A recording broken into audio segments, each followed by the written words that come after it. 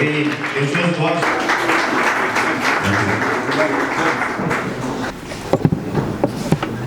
Messieurs et dames de la presse, chers professionnels des médias, moi, mon nom c'est Irachan Gracien de Saint-Nicolas, je suis député national de l'opposition. Je suis réélu dans la ville de Bunia, en province de l'Ituri. Alors j'interviens par les pouvoirs constitutionnels de notre pays, à son article 101, alinéa 4, où le député national représente la nation. Nous avons voulu faire cette conférence de presse pour fixer l'opinion par rapport à ce que nous sommes en train de vivre ces derniers temps. Vous savez, la RDC traverse une crise qui s'aggrave au jour le jour avec des conséquences dramatiques sur la population civile. Du nord jusqu'au sud, de l'est à l'ouest, tous les signaux sont pratiquement au rouge. Et vous savez, les Congolais n'ont plus confiance à personne.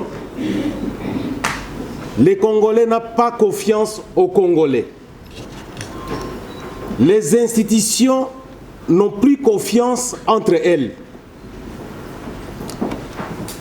Il est vrai que la crise politique que nous sommes en train de vivre au Congo, elle est devenue vraiment, vraiment profonde. Et la crise se voit même au niveau des différentes institutions. Et quand les institutions ne sont pas bien gérées, quand les institutions ne sont plus en mesure de suivre la loi portant leur fonctionnement, c'est le chaos total. Et la particularité est que la crise, elle est profonde au sein de la classe politique. La majorité elle-même abrite les conflits à son sein. L'opposition est en conflit avec elle-même. La majorité a conflit avec l'opposition, l'opposition a conflit avec la majorité. Et la conséquence est que le pays est en train de disparaître. Avec toutes les conséquences que vous êtes en train de vivre ces derniers jours.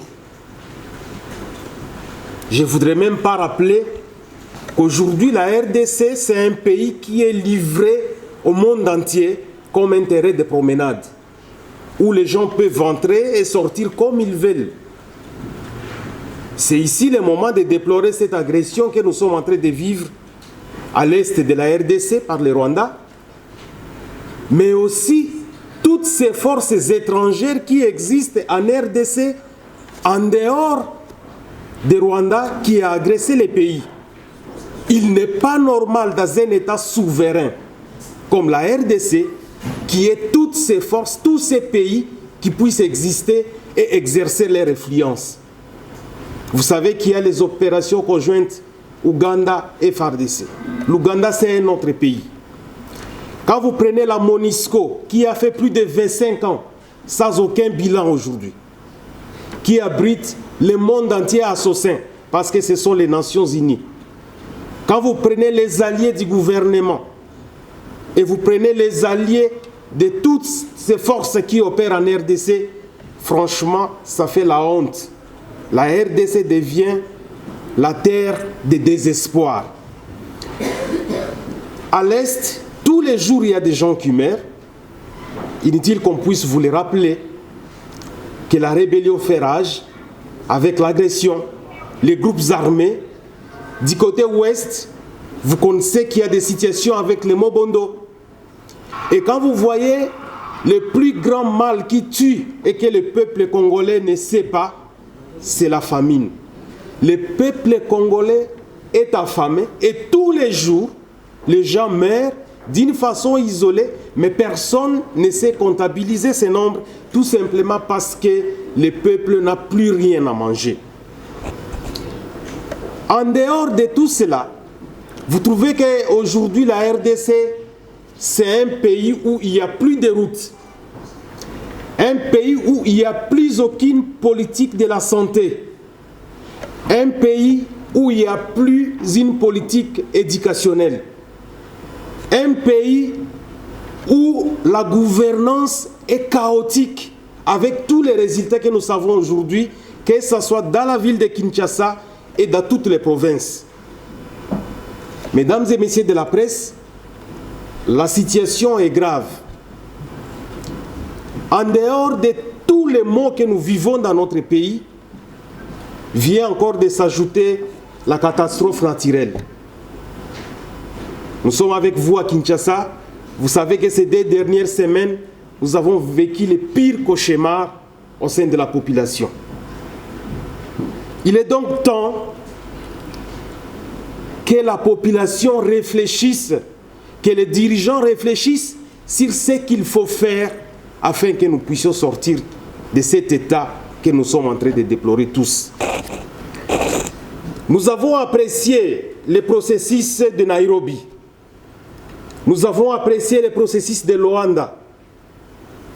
Nous avons apprécié l'initiative de la CENCO et de l'ECC. Et enfin, nous avons aussi apprécié l'appel du chef de l'État pour l'unité et la cohésion nationale à travers la consultation que le conseiller spécial chargé de sécurité a organisée. Mais dans tous ces processus, dans toutes ces initiatives, le peuple reste orphelin. Tous ces processus tardent à pondre de bons résultats qui permettront à ce que la population se retrouve. Nous sommes donc face à une population qui est dans le désespoir total, une population aujourd'hui qui est abandonnée, qui est devenue aigrie, qui n'a confiance à personne pratiquement. C'est le temps pour nous, en tant qu'hommes politiques, de réfléchir profondément. Est-ce que nous servons ces peuples? Que nous soyons de la majorité, nous soyons au pouvoir. Est-ce que nous avons servi ces peuples? Que nous soyons de l'opposition, est-ce que nous avons servi ces peuples? Ou c'est plus nos intérêts qui passent en premier, en priorité? Et il est vrai aujourd'hui que la classe politique que nous sommes en train de vivre au Congo n'a pas produit de résultats depuis 1960, depuis l'indépendance. Aucun résultat. Parce que si nous prenons les indicateurs, la RDC s'est enfoncée plus que ce que nous avions dans les années 60. Ça veut dire tout simplement la classe politique, elle a échoué. Elle a échoué complètement. Il est donc temps que d'autres personnes, que d'autres acteurs, que les politiciens qui sont encore là, qu'ils réfléchissent comment on peut faire les choses autrement. Et c'est là où nous sommes en train de décrier toutes ces caprices politiques, toutes ces politiques grossières où les gens veulent se rétracter. Ils se justifient au nom du peuple, mais en fait, ils ont leurs intérêts. Et le peuple aussi a sa part de responsabilité dans ce que nous vivons. Le peuple observe, mais le peuple n'agit pas. Nous appelons donc aujourd'hui tous les dignitaires, les hauts dignitaires de l'État, à se mettre au service de la population. Il est temps que le peuple retrouve en fait sa part dans tout ce que nous faisons comme activité politique, dans tout ce qui est gestion de ces pays. Et donc, le premier appel que nous lançons à travers cette conférence de presse, c'est au chef de l'État, Félix Antoine Tshisekedi. Nous en appelons à sa bonne volonté. La politique qu'il a appliquée dès son accession au pouvoir jusqu'à ce jour, a montré ses limites. Il est important, comme il est chef de l'État, qu'il réforme les choses en faveur du peuple. Et pour cela, nous comptons sur sa bonne volonté. Parce que nous n'allons pas aller en affrontement contre les Congolais que nous sommes. Depuis 1960, que ce soit Kasavubu, que ce soit Mobutu, que ce soit Laurent Désiré Kabila, que ce soit Joseph Kabila, que ce soit Tshisekedi, tous ce sont des Congolais. Nous sommes tous des frères. Ce que nous devons privilégier, c'est notre intérêt commun, c'est la République démocratique du Congo. Il est important donc que les chefs de l'État réfléchissent sur sa politique qui n'a pas produit de résultats pour que les choses aillent autrement. Il est important aussi à l'opposition, moi j'ai été opposant depuis 2018, de ne pas toujours crier dans les médias, de ne pas toujours condamner ce qui se passe, mais de prêter aussi main forte pour que la gestion des affaires, pour que la gestion de l'État produise un effet positif pour cette population. Nous disons donc que l'opposition doit être constructive, doit être républicaine en faveur du peuple.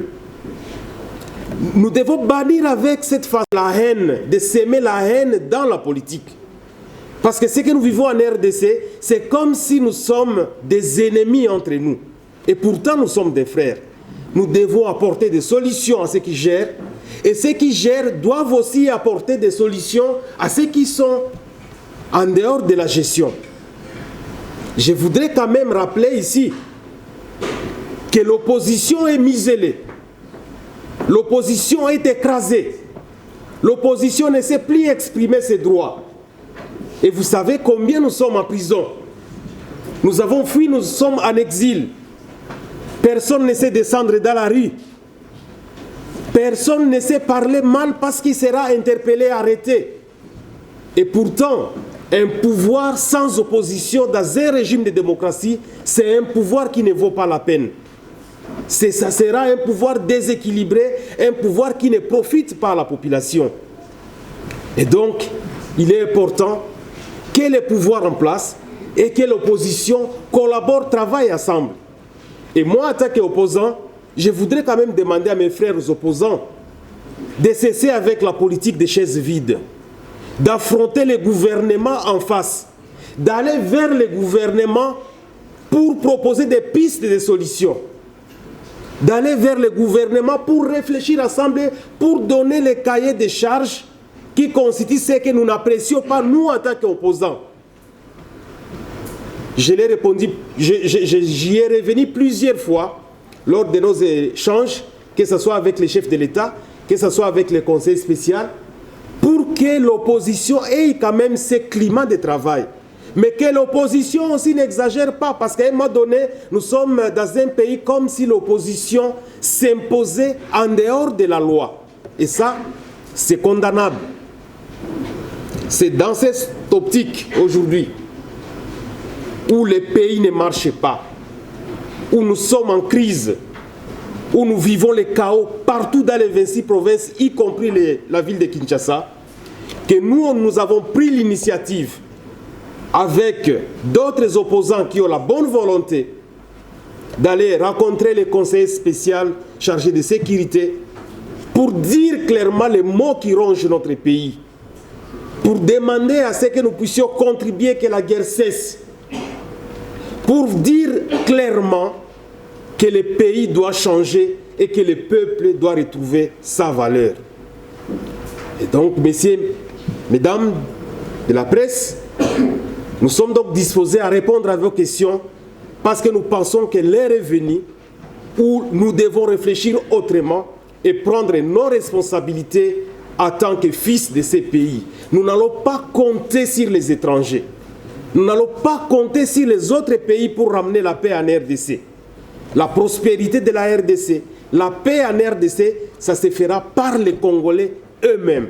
Ce sont les Congolais qui vont construire leur pays, les Congolais et les Congolaises. Je vous remercie.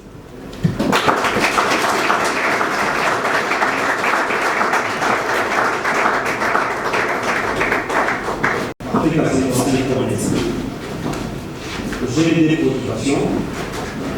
La première, elle est celle de savoir, nous savons tous que la crise, elle est d'abord sécuritaire avant d'être politique. Alors, ma question est celle de savoir en quoi le gouvernement d'union nationale qui sera mis en place doit résoudre une crise qui est sécuritaire, d'autant plus qu'il y a déjà un gouvernement qui est en place.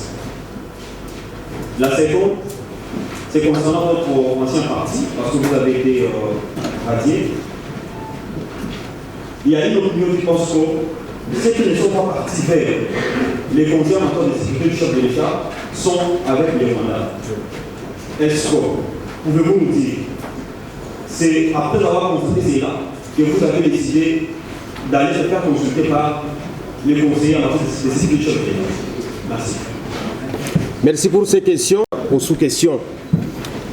La question, vous dites que la question, c'est d'abord une question sécuritaire à l'Est et non politique. Non, c'est plutôt une question politique. En fait, la situation sécuritaire de la RDC, il ne faut pas l'isoler dans son contexte. La situation sécuritaire est le résultat de la mauvaise gouvernance. Et cette mauvaise gouvernance s'est accumulée depuis 1960 jusqu'à ce jour. Vous savez l'histoire de la RDC, comment Mobutu a pris le pouvoir, parce qu'il y avait déjà les chaos. Mobutu prend le pouvoir, il a un pouvoir autoritaire. Après, il y a contestation, Laurent Désiré Kabila amène son groupe armé qui est affilié au Rwanda et constitue une rébellion, et la violence amène ces étrangers qu'on pensait résoudre la question de la RDC, mais qui viendront plutôt détruire la RDC.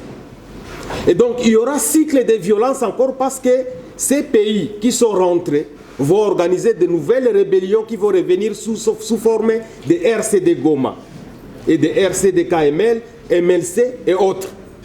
Et vous savez bien que ces rébellions vont négocier et vont abandonner les armes, mais il y aura processus d'intégration. Et c'est le processus d'intégration qui va créer tous les maux que nous vivons aujourd'hui, parce que déjà même Laurent Désiré Kabila, en créant une barrière avec la population, en leur remettant des armes pour s'autodéfendre, il a créé indirectement les groupes armés qui pilulent aujourd'hui. Et même Joseph Kabila, quand il va revenir au pouvoir, il va trouver ces groupes armés déjà présents. Et avec tout ce qui est mixage, brassage, on va hériter d'une situation très compliquée où on aura des infiltrés dans l'armée, des gens qui échappent complètement au contrôle de l'armée. Et donc on aura un méli-mélo des armes qui circulent partout. Et finalement, on en est arrivé à ce que nous sommes aujourd'hui. La situation que nous connaissons sur le plan sécuritaire à l'Est, vous le savez très bien, le MV3 n'est pas une création d'aujourd'hui. Il y a eu CNDP, il y a eu, je ne sais pas, tous ces groupes qui sont passés. C'est un avènement, c'est toute une série d'avènements. Et donc, en fait, il y a un problème de gouvernance qui remonte non seulement à Félix Tshisekedi, mais de l'année 60 jusqu'à ce jour où la gestion des forces armées a toujours posé problème. C'est vrai, le président Félix a aussi sa part de responsabilité, mais c'est une chaîne qui vient de loin. Et il faut voir, est-ce qu'il faut condamner la Belgique? On ne sait pas. Ce sont des questions que les chercheurs pourront peut-être chercher plus tard à éclaircir pour que nous puissions avoir quand même une bonne histoire. Parce qu'en clôturant cette première question, les Congolais n'aiment pas réfléchir sur l'histoire de leur pays. Et les Congolais ne tirent pas les leçons de ce qui se passe dans les pays. Et c'est comme ça qu'il y a des cycles de violence qui reviennent, parce que tout simplement, les Congolais n'ont pas tiré les leçons. Une fois il y a un événement qui passe, les Congolais oublient. Et donc, ça crée préjudice à ce qui viendra plus tard. Pour votre deuxième question, pourquoi je suis allé répondre au conseiller spécial? Je suis un député national. Beaucoup de gens l'oublient. Et je le disais au début de cette intervention, j'ai un mandat constitutionnel. À la Constitution, c'est l'article 101, alinéa 4, où je représente la nation. J'ai tous les Congolais derrière moi. Je suis bien sûr élu dans la ville de Bunia en Ituri, mais j'ai cette obligation de défendre les 26 provinces de la République démocratique du Congo. Et donc je vois mal que les problèmes que nous traversons ne soient pas portés à l'attention de ceux qui gouvernent le pays. Et je vais ajouter, l'article 101 alinéa 5 de notre Constitution ajoute encore une chose. Tout mandat impératif est nul. Ça veut dire que le député a un mandat non impératif. Autrement dit, nous sommes libres d'exercer notre pouvoir du peuple parce que nous représentons ce peuple-là. Donc je n'ai pas besoin d'avoir l'autorisation d'un parti politique pour aller me faire représenter quelque part.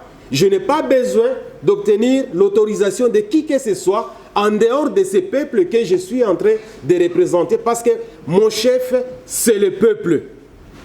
Et c'est à cela que nous sommes allés porter cette parole de la population pour dire clairement ce que nous pensons. Et cela, ça se passe dans les institutions. Le conseiller spécial en matière de sécurité n'est pas un simple individu. Il est dans l'institution président de la République. Et nous, nous sommes dans l'institution Assemblée nationale, nous sommes dans le Parlement. Il y a l'institution gouvernement. S'il faut aller dans cette même logique, ça veut dire tout simplement qu'il est interdit à un député de l'opposition d'aller rencontrer un ministre qui est de la majorité ou d'aller vers le gouvernement. Ça veut dire tout simplement qu'il est interdit à un député d'aller s'exprimer à l'Assemblée nationale qui est aussi une institution. Ça voudrait dire que c'est interdit à un député d'aller rencontrer les chefs de l'État. Moi, j'ai toujours rencontré les chefs de l'État, j'ai toujours parlé à haute voix sur ce qui préoccupe la nation. Et je l'ai fait et je le ferai toujours. Donc, le député national, c'est quelqu'un qui a un mandat large, il représente la population, il est libre de pouvoir porter haut la voix de la population. Quand vous voyez ce que la province de l'Ituri souffre aujourd'hui, comment la province souffre aujourd'hui, les informations ne viennent pas. Moi j'ai toujours déploré que le gouvernement n'a jamais transmis toutes les informations de ce qui se passe en Ituri. Tous les jours, les gens sont égorgés en Ituri. Tous les jours, les gens qui vont au champ, ils meurent. Mais il y a aussi la mort indirecte. Ou les gens qui sont dans les camps, parce qu'en Ituri, on a plus ou moins 2 millions de déplacés internes et externes. Tous les jours, ils meurent, ils n'ont pas à manger. La communauté internationale ne leur donne même pas d'assistance, même pas les gouvernements. Et ils sont là, il y a les viols, il y a les pillages, il y a tout dans les camps. Ils sont en train de mourir de la maladie, de la malaria, aucune assistance. Et si nous comptabilisons ce nombre de morts, vous voulez que moi je reste là à regarder ma population mourir et au nom d'un chef de parti ou alors au nom du parti, je ne vais pas aller poser ces problèmes, j'irai poser ces problèmes. Voyez ce qui se passe au Nord Kivu aujourd'hui. Tous les jours on tue des gens au Nord Kivu, tous les jours on tue les gens au Sud Kivu. Moi je suis allé jusqu'à Minembwe, dans les territoires de Fizi, dans les territoires de Mwenga. Mais ce sont des morts tous les jours, des violences tous les jours, des pillages de bêtes, des scènes horribles à voir. Mais est-ce que vous attendez ces informations à Kinshasa? Non. Et aujourd'hui, que je ne reporte pas ce que la population du Sud qui vous traverse, la population du Nord qui vous traverse, au nom de la discipline, je ne sais pas, un parti politique, jamais de la vie.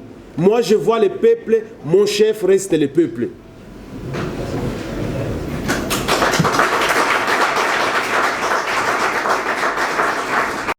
Ce défi, c'est une responsabilité. Que pensez-vous par l'opposition ne peut pas rejoindre c'est la majorité, parce que vous l'avez dit dans votre prise de parole tout à l'heure que l'opposition va rejoindre le pouvoir, question de travailler ensemble sur les causes de la République démocratique. Donc, si vous avez bien entendu, que pensez-vous par rapport à cette idée que l'opposition va venir vers le pouvoir pour partager le bilan en 2028? La deuxième question. L'opinion dit que ceux qui sont partis à vos consultations, qui sont allés chercher le poste, parce que selon eux, les consultations étaient un recrutement. Vous dites que vous êtes de l'opposition. Vous êtes parti pour l'opposition, pour le peuple, ou réellement, vous êtes parti pour chercher le poste. Enfin, la parole. Soyons quand même raisonnables. D'abord, dans mon propos, j'ai dit l'opposition doit travailler avec le gouvernement. Parce que la Constitution, elle demande à ce que les deux soient toujours un. Pourquoi? Parce que l'unique pièce que nous avons, c'est la République, en fait. Donc, que ce soit l'opposition, que ce soit la majorité, nous travaillons pour la République. C'est notre dénominateur commun. Si la Constitution a bien prévu les choses, au début de chaque mandat, après les élections, on choisit. Il y a soit un informateur qui va identifier la majorité. C'est connu. Pour former, parce que normalement, le Premier ministre doit venir de la majorité parlementaire. Et s'il n'y a pas un parti politique qui gagne la majorité, il y aura des coalitions pour qu'il y ait la majorité et qu'il y ait un Premier ministre. Et l'opposition va jouer son rôle républicain parce que nous sommes régis par un statut de l'opposition. Donc, il n'y a pas, la Constitution normalement ne prévoit pas une disposition qui permet à ce que l'opposition, quand vous avez déjà, parce que nous quand nous venons à l'Assemblée nationale, chacun va souscrire, je serai opposant ou je serai au pouvoir, à la majorité. Donc il n'y a pas, la Constitution ne prévoit pas un mécanisme pour que l'opposant quitte l'opposition pour aller gérer avec le pouvoir. Il n'y en a pas dans la Constitution. Mais ce que nous sommes en train de vivre aujourd'hui, c'est une situation exceptionnelle. La situation exceptionnelle, c'est dû au fait que la République aujourd'hui, elle n'est plus intacte. Parce qu'elle est amputée par des agresseurs. Et donc, nous sommes dans une situation qui devient autre. Je vous donne même l'exemple de l'état de siège, qui est une situation exceptionnelle et certaines règles dérogent, effectivement, échappent maintenant à l'état de siège parce que c'est une situation d'exception, tout simplement. Et aujourd'hui, la RDC vit justement cette situation d'exception à cause de la guerre qui ravage, mais surtout de notre intégrité territoriale aujourd'hui qui est en problème. Et c'est dans ce cadre, quand nous voyons tous les conflits que nous avons, les choses deviennent hors jeu. Dans le sens où aujourd'hui vous avez des groupes de gens qui gèrent la partie, ce n'est pas une situation normale, qui gèrent la partie est, la province du Nord Kivu et le Sud Kivu. Et donc, les chefs de l'État pensent que, avec ses conseillers bien sûr, qu'il faut trouver une solution le plus tôt possible pour que cette situation exceptionnelle, anormale, redevienne normale. Et donc, il veut le salut public, le salut du peuple. Moi, je ne parle pas pour les flatter, mais je voudrais comprendre la philosophie des questions qu'on nous a posées quand nous sommes allés rencontrer les conseillers spéciaux. Donc, il veut le salut public dans le sens où on prend un gouvernement qui va réunir tous les Congolais pour réfléchir sur les voies et moyens qui donnent des pistes de solutions afin que la guerre prenne fin. C'est dans ce sens-là. Donc je me résume pour vous dire que, en fait, la Constitution n'autorise pas un opposant d'aller gouverner avec la majorité, non. Mais ici, nous sommes face à une situation exceptionnelle où le chef de l'État pense qu'il faut un gouvernement qui va faire face aux problèmes de l'Est pour l'unité et la cohésion. Parce que c'est vrai qu'aujourd'hui, nous n'avons plus l'unité dans notre pays. C'est vrai qu'il n'y a plus la cohésion. La population est frustrée. Il y a trop de problèmes. Et donc, il faut trouver la solution à cela le plus tôt possible. Et c'est avec le gouvernement de salut public qui devient quelque chose qui sort de l'ordinaire. Et ça permettra à ce que les choses redeviennent normales. Mais il y aura toujours des problèmes parce qu'il faut un consensus large autour de cela. Il faut un consensus. Parce qu'ici, c'est la République. Et la République a des citoyens. Il faut donc un consensus large. C'est la raison pour laquelle, au début de ma présentation, nous avons appuyé toutes les initiatives de paix pour le processus de Nairobi, de Luanda, l'initiative de Senko, ECC, et aussi l'initiative du chef de l'État à travers la consultation. Donc il faut que ça soit un tout qui permette à ce qu'on puisse trouver une solution face au problème. Pour votre deuxième question, nous sommes allés chercher les postes. Mais je ne sais pas s'il existe un monde où on peut remédier à une situation sans être responsabilisé. Est-ce que ça existe? Est-ce que vous pouvez trouver au monde une façon de gérer les choses mais sans être responsabilisé? Ça n'existe pas. En fait, on est en train tout simplement de salir la réputation des opposants ou même de ceux qui sont là, qui veulent apporter leur pierre à l'édifice, en disant que non, vous êtes en train de chercher les postes. Mais entre nous, pour donner de l'ordre, il faut être responsabilisé. Quand on est Premier ministre, on a une responsabilité. Quand on est ministre, on a une responsabilité. Quand on est à la députation nationale, au Parlement, on a une responsabilité. Qui peut aller siéger là-bas s'il n'a pas le poste de député? Qui peut participer au Conseil des ministres s'il n'a pas le poste de ministre? Alors, c'est un faux débat. Donc, le poste fait partie de la responsabilité pour trouver la solution au problème que nous sommes en train de chercher, tout simplement.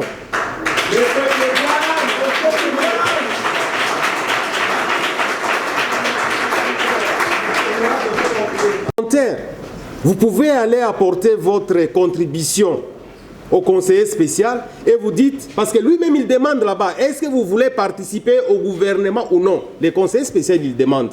Alors, si vous ne voulez pas participer, dites que non, moi je suis venu juste vous proposer ce que je pense, mais je ne suis pas preneur pour faire partie du gouvernement. Et vous êtes libre, on ne va pas vous arrêter pour ça. Mais si vous voulez participer, apporter votre pierre à l'édifice, vous dites, voilà, je voudrais faire partie de ce gouvernement. Et c'est l'offre que moi je leur ai dit. Je dis, bon, si vous pensez que moi je peux aider, bon, je suis là, je peux aider. Mais si vous pensez que je ne peux pas aider, il vous appartient parce que je suis député national, c'est la grande fonction qui me convient. Mais si on dit aujourd'hui, bon, Gracien vient pour aider le gouvernement à atteindre tel objectif parce qu'il y a la guerre, vous pensez que je vais refuser? Si je refuse, c'est que je n'aime pas mon peuple, c'est que j'ai d'autres raisons cachées. La population a sa part dans les chaos dans lesquels nous sommes plongés aujourd'hui. Alors ma question, quel scénario proposez-vous pour la population pour sortir du gouffre?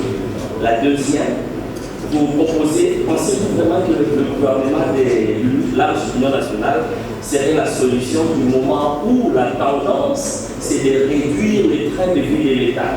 N'est-ce pas que cela viendrait encore enfoncer davantage cette population prochaine?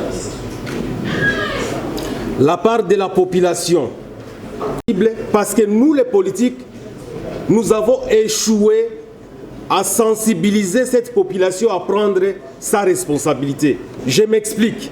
Vous savez que dans un parti politique, on a le rôle de sensibiliser, de véhiculer des messages patriotiques qui appellent la population à intégrer une idéologie constructive pour la nation. Mais vous savez avec nous qu'est-ce qui se passe dans les partis politiques, parce qu'on en a plus de 1000.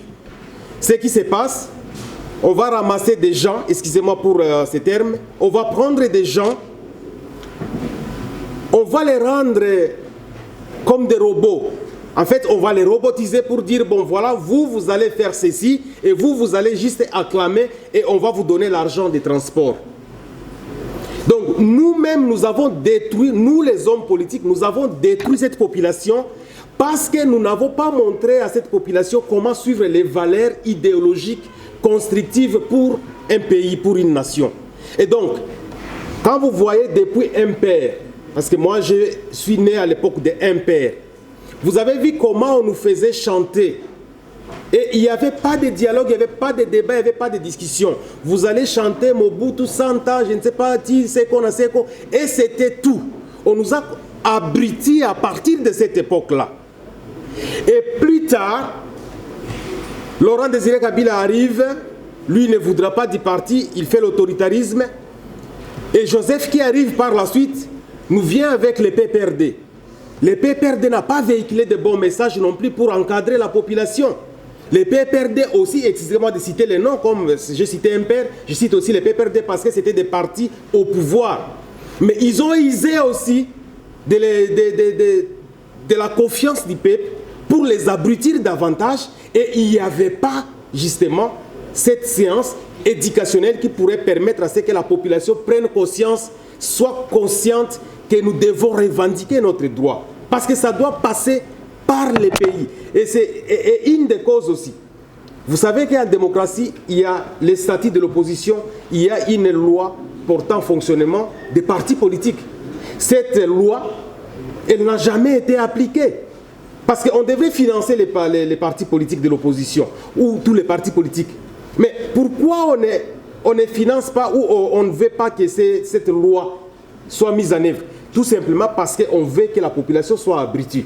Donc c'est aussi la population, à travers leurs dirigeants, qui sont en train de détruire les pays. Et c'est là parce que tout simplement, la population se désintéresse.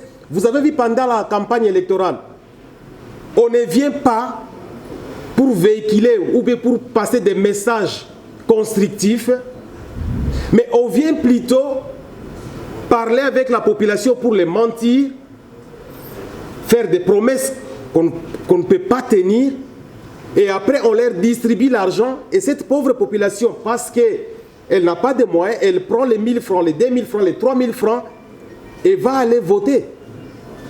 Mais quel est le message que je retiens quand quelqu'un vient battre campagne? Il n'y a pas ce message-là. Et donc, les projets de société qui devraient être véhiculés par les partis politiques ne sont pas véhiculés comme il se doit, ne circulent pas et ne sont pas dans la tête, en fait, de la population. Et donc, on se retrouve face à une population qui est faible et qui ne sait pas par où commencer. Et je vais terminer votre première question en disant que normalement, la population se joint à son parti politique pour revendiquer.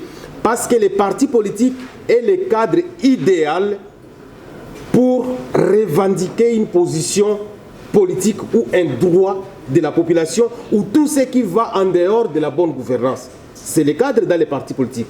Mais dès lors que ces partis politiques sont corrompus avec des autorités morales, comme on le dit, moi je les appelle des leaders éternels. Vous avez déjà vu un parti politique ici où on a changé démocratiquement le président? C'est extrêmement rare. Le président du parti, quand il est à prison, il est président du parti. Quand il voyage, il est président du parti. En fait, il est président fondateur, il reste au sein du parti, il règne, et s'il mourait, c'est son fils ou sa femme ou quelqu'un de sa famille qui le remplace. Ça, ce n'est pas la démocratie. La démocratie devrait commencer au sein des partis politiques. Et c'est ce qui ne se passe pas comme il se doit. Je vous donne encore un autre exemple. Les partis politiques sont régionalisés. Quand on parle de tel parti, vous voyez telle région du pays. Tel parti, telle région du pays. Tel parti, telle tribu, telle ethnie. Il n'y a pas un parti rassembleur qui peut rassembler toutes les 26 provinces pour pouvoir montrer l'exemple. La conséquence, c'est quoi?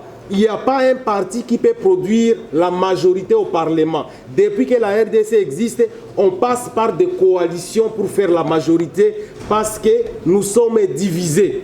Et c'est justement maintenant le temps de trouver la solution pour pouvoir remettre de l'ordre, parce que les partis politiques ne sont pas exemplaires. Et moi maintenant, en tant que quelqu'un qui est libre, nous sommes déjà en train de parler avec des jeunes, avec ceux-là qui voient ma vision ou ma politique de bonne manière, pour qu'on crée plus tard un parti qui va montrer l'exemple de l'unité nationale dans les 26 provinces. Et nous allons y arriver. Voilà. Deuxième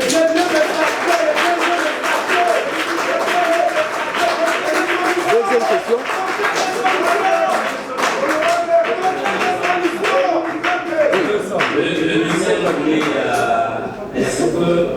Est-ce que le gouvernement national, l'Union nationale va donner la solution au problème?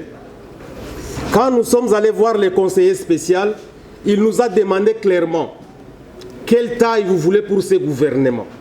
Moi, j'ai parlé de 25 ministres.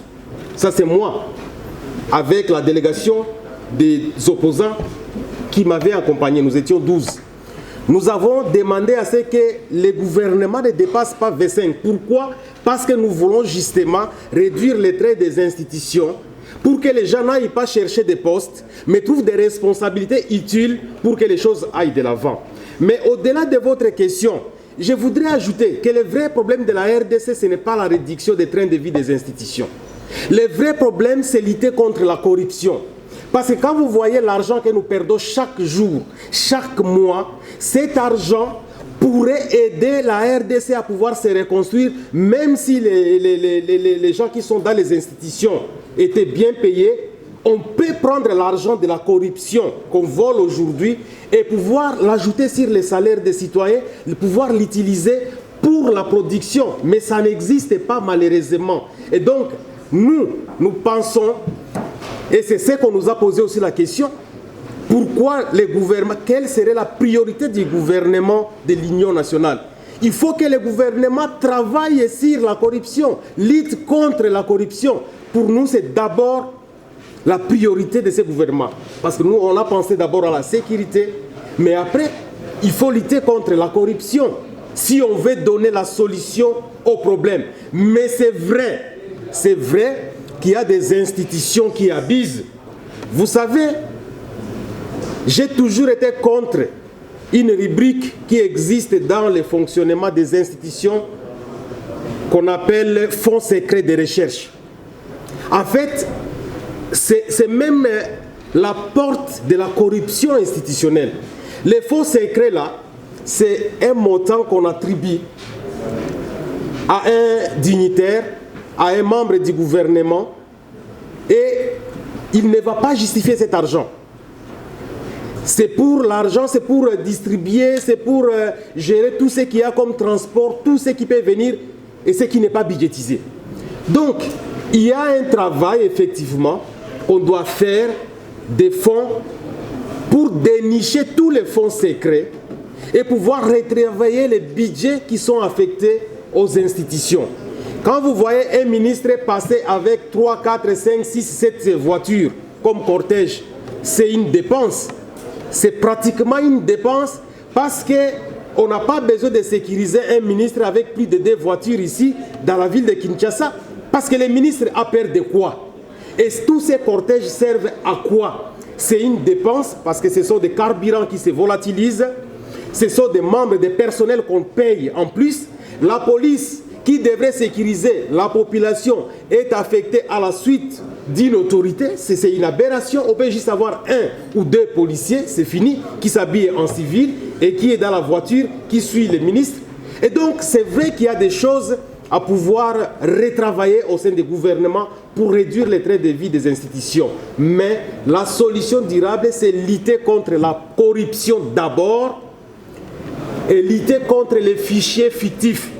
Officiellement, on vous dira qu'il y a 500 000 enseignants, je donne un exemple, mais officieusement, il y a plus de 2 millions d'enseignants qu'on paye. On vous dira qu'il y a peut-être 100 000 médecins officiellement, mais s'il faut vérifier les fichiers, peut-être qu'on paye 1 million de médecins. C'est la même chose pour les infirmiers, C'est la même chose pour l'armée, parce que vous savez, quand le chef de l'État est allé à Ituri à l'époque, il a lui-même dit que l'effectif militaire, on l'a trompé, ce n'était pas ce qu'il pensait. Donc nous avons ce genre de problèmes, et si nous récupérons tous ces fonds, il faut de la volonté. Pour récupérer, ça pourra aider la République. Et vous savez qui touche cet argent? Ce sont les familles des dignitaires, ce sont les membres et les militants des partis politiques qui touchent cet argent gratuitement chaque mois, et il faut en sorte que l'État est en train de perdre l'argent qui pouvait servir à Awate. Donc tant qu'on met un dialogue dans Kinshasa, et ça va vraiment représenter, mais vrai dialogue, et ça va na kati ya mboka, toyeba soki makamboni nezali koleka na kati ya mboka, tokende na basankusu, tokende je ne sais pas na basoko, tokende na ba fefon, na ba mai ndombe, tokende esika ba congolais o ba monaka ba konzite, bango nde ba solola pona makambo ya mboka. Ezali donc dialogue continue, peut-être continuer ko solola na bango ndenge wana. Leçon ni ngana tiré na ensemble pour la République. Bon, nakanisi ke ngana zali indiqué malamu te pona ko sala évaluation na parce que en fait nazalaki mokonzi pe na kati ensemble. Ba oyo ba kokaki bano bango bien zali ba membre. Mais leçon oyo ngana retirer ya direct eza ponga na démissionnaki attaqué au représentant. Na démissionné parce que na monaki ke résultat nga charge o ba pesa ki ngana kokaki yango te parce que tango ba nomenga au représentant ya Moïse Katumbi ezalaki po na yana ba député ebele.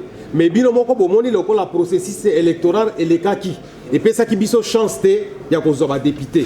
Et puis pour tout homme qui se respecte, tango yo moni ke ozalaki na objectif tel, olingaki okoma na résultat tel, okomisi résultat wana te, c'est tout à fait normal. Il faut bazwa ndenge ya ko reprocher yo et puis otika pona batu mususu bakoki ko sala ngo malamu.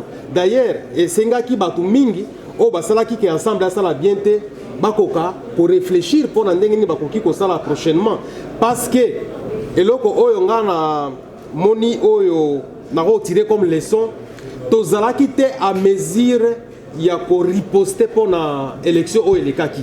Ceux qui tozolo ba ke élection ezalaki mabe, il fallait biso ba opposant tozala à mesure ya ko te à peuple congolais que élection oyo tozali komona ngo ezali mabe. En tout cas, to telema pona koboya yango. Mais biso to échoué to kokaki ko telema te pona koboya élection. De wana nde nazo mona résultat o na sali ya mabe. O to moni mabe na kati ensemble attaquer parti opposition to kokaki te ko telema pona ko telemela. Donc résultat élection o elekaki. Mais je suis mal placé vraiment pour enroper ça ba jugement na ngai parce que nga moko na kipe mokonzi ya ensemble nga na lingaki to sala na no réunion o ba bengi yango convention nationale. Comme ça, tout ça, la évaluation globale. Tino lelo, convention est limité. C'est comme ça que moi et toi, bah résultat, il y a évaluation en égalité. Donc, mon résultat est comme ça, les magas, bah comme ça la évaluation, bah quoi, bah ceux qui point faible les alliés n'engagent. Mais pour Nangai déjà, na monaki échec et pas Nangai attaqué aux représentants parce que nazali dicté na idéologie ensemble. De siko nga moko lokola naza siko na ndenge na ngai na koyeba ndenge nini tozwa idéologie mususu po ba erreur o na salaki na ensemble et ya lisusu te na esika nga na osala. Merci pour je suis mais na lingala on a résumé na lingala na lobaki que mboka na biso Congo ezali ko lekisa ngonga mabe yango wana soki to tamboli na kati ya mboka nyonso to moni ba province nyonso nous avons une difficulté makasi dans la situation où nous allons komona na kati ya mboka na biso. Donc les populations azangi pe confiance na population. Donc nous allons vivre ka ndenge wana tozala ndenge moko mboka na biso ezopesa biso lisusu elengi ya ko vivre na kati te.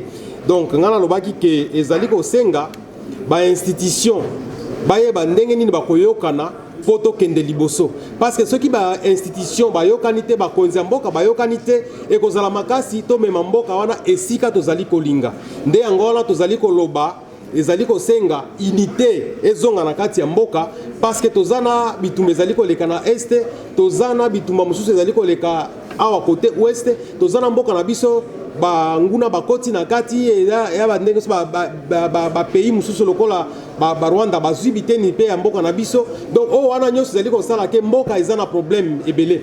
Donc biso tozali ko kanisa ke soki tozongisi boboto na kati ya mboka na biso, soki tosali gouvernement ya Union nationale lokola chef de l'état lobby po ezali situation exceptionnelle, tozali ko kanisa ekoki ko pesa résultat malamu na kati ya marche ya mboka na biso. Donc tozali ko senga ba congolais nyonso bango nyonso baya ndeto réfléchir esika moko ndenge nini boboto ekoki kozonga na kati ya mboka, parce que soki totikeli kaka mokonzi ya mboka ye akokoka te, ye moko alobi akokoka ye moko te, azali kobengisa na biso ba opposant na société civile baya pe basunga ye po tokende liboso. Yango wana dénominateur commun na biso mboka oyo tozali kolobela yango ezali mboka na biso, ezali république na biso démocratique du Congo. Mboka mosusu tozali nango ezali te, ezali kaka mboka moko. Donc ezali kosenga totika kaka makanisi na biso tozana nango ta mosusu na opposition tokende nano kuna totala soki kozala ndenge nini tozwa makasi na biso, tozwa mayele na biso, totia yango na kati ya tosangisa yango na kati ya gouvernement ya Union nationale, comme ça pesa biso ndenge ya kokende liboso. Donc toyebi ke tokoyoka na bien te na opposition, oui, mais ba oyo batikali bakotikala, ba oyo bakokende liboso pe bakokende liboso, comme ça tokende na bango elongo. Donc yango wana tozali ko benga ba population nyonso tokende tosunga tozwa solution bitumba esila. Après ça tozongeli ba opposition na biso, tozongeli makambo ya pouvoir et puis mboka ekende nango liboso.